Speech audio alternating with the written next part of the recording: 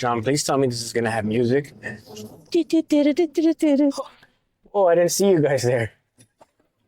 Glad you can join us today. So guys, we're gonna go get coffee right now at my favorite coffee spot, Press Coffee. It's on Broadway and Hildebrand, but see this building right here? So that building, I actually used to work there for almost 5 years, which is how I found out about Press Coffee. I used to work for AT&T. It was a good paying job, paid the bills, but at first it was cool, but then I hated it. But anyways, yeah, we're going to Press Coffee now. So John, I was like, oh yeah, that's next to where I used to work at. Right here, literally next door, there's a fence that separates the lines. I thought it'd be cool to tell you guys what I did before tattooing. And I'm going to answer some of, oh shit. Almost went into the AT&T building. Yeah. Flashbacks. Flashbacks. I had asked you guys a couple of weeks ago on Instagram to ask me some questions on YouTube. So I think I'm going to answer some of those questions today. And then I'm going to tell you the story about why I quit my job to tattoo full-time, basically. But we just got here, so I'm going to park real quick. Regular paper in there. Hey. John? Hey, is that Pookie? Hey.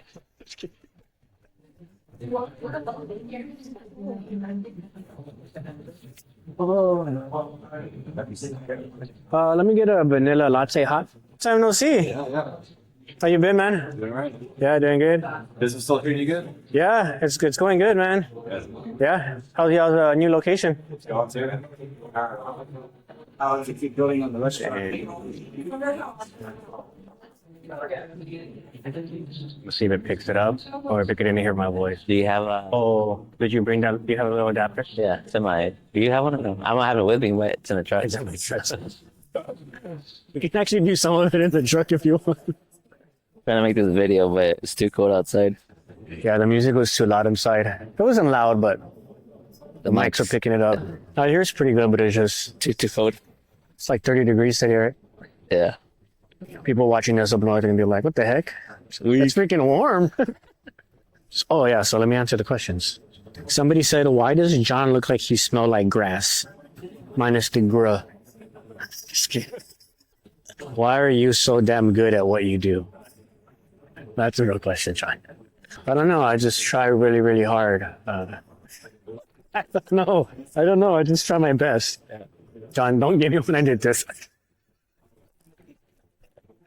Cut that out. Somebody said, what about who inspired you to start tattooing? Has it always been a passion of yours? I don't think anybody inspired me. My old tattoo artist said I should try to tattoo since I can draw good. So I just tried it and I liked it. I kept doing it. But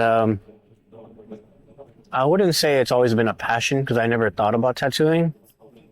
But I've drawn my whole life. So I've been passionate about drawing since I was probably in kindergarten. And I love it. Do you do cover-ups? Somebody asked.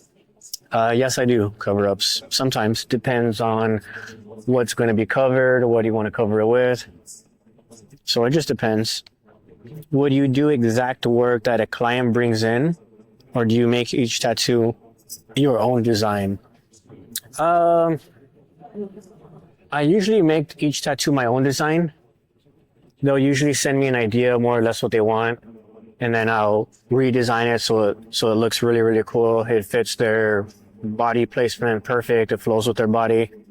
Now, if somebody brings me a design, like, let's say somebody, their kid drew something and they want to get their kid's drawing, tattooed on their arm or leg or whatever. Those I won't redesign them because they usually want them to look like their kid's drawing. So they want them to look special. So I don't like to redesign those. All right, someone says, has anyone ever cried so much they didn't want to continue? I would say John, the guy recording. I cry a lot.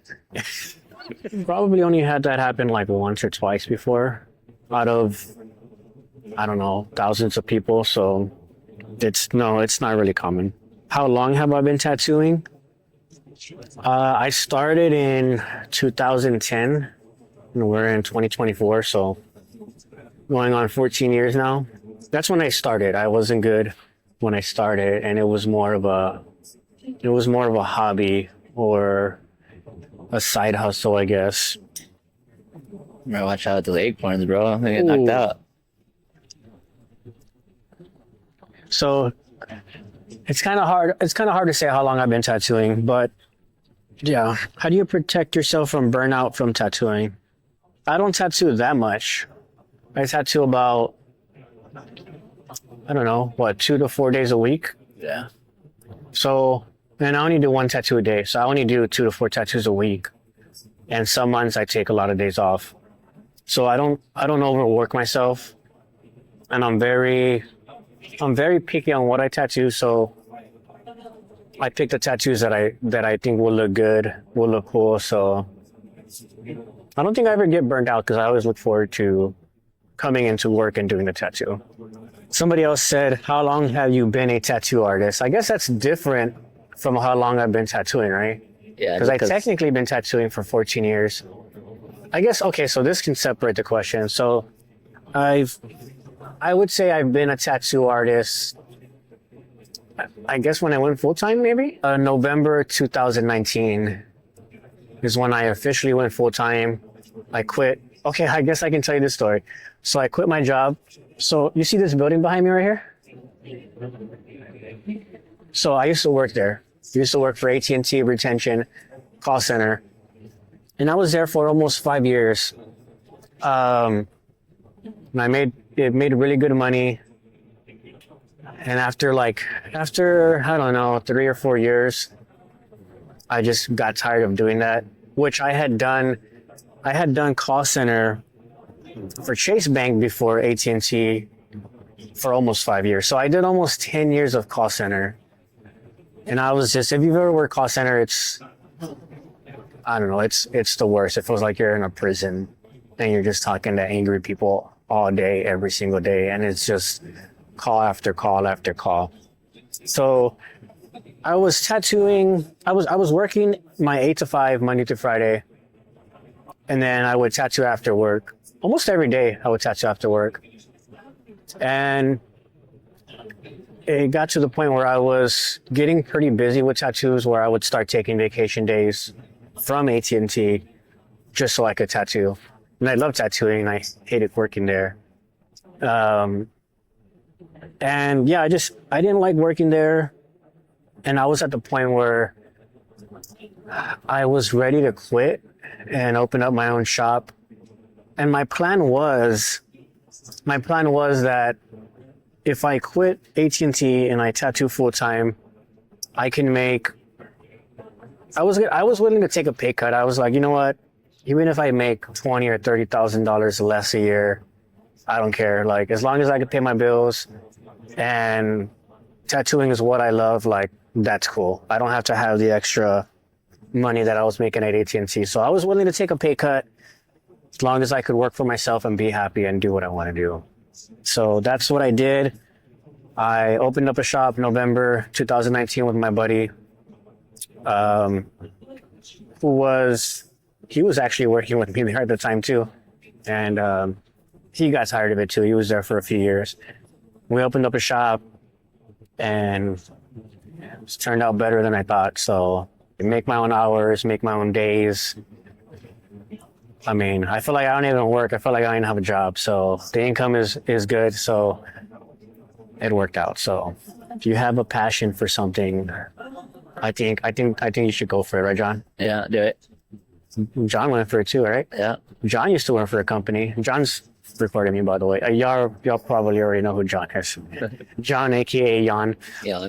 He The bloody booger. he was working at a electrical company, right? Yeah. And him and his buddy went on his own. And what do you think? It's worth it? Yeah, You think it's worth the risk?